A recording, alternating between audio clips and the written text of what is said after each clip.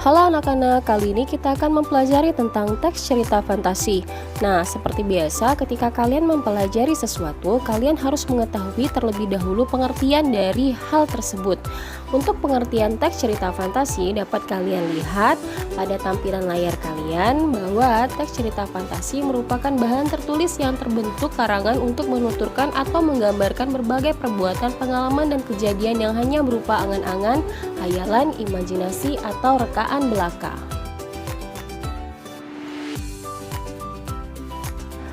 Jadi dapat disimpulkan bahwa cerita fantasi merupakan cerita fiksi.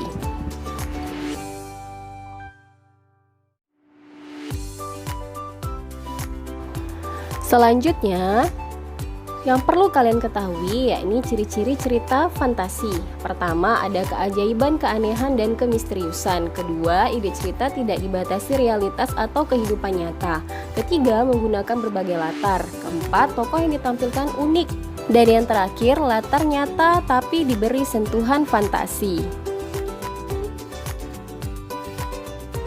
Setiap teks pastinya memiliki struktur, dan untuk struktur teks cerita fantasi itu sendiri terdiri dari orientasi, konflik, resolusi, dan koda.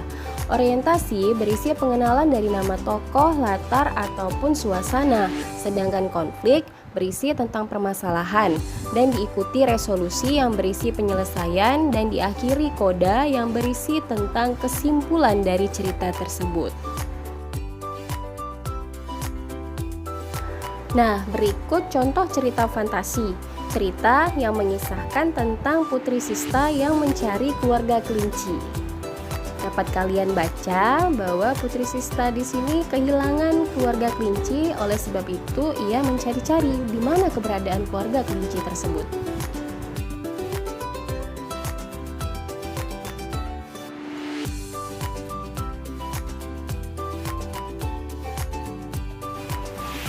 Baiklah, ada satu pertanyaan. Pernahkah kalian membaca sebuah cerita fantasi seperti cerita Putri Sista?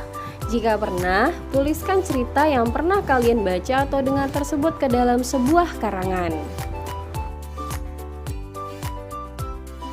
Selamat menulis cerita fantasimu sendiri. Terima kasih dan sampai jumpa di materi berikutnya.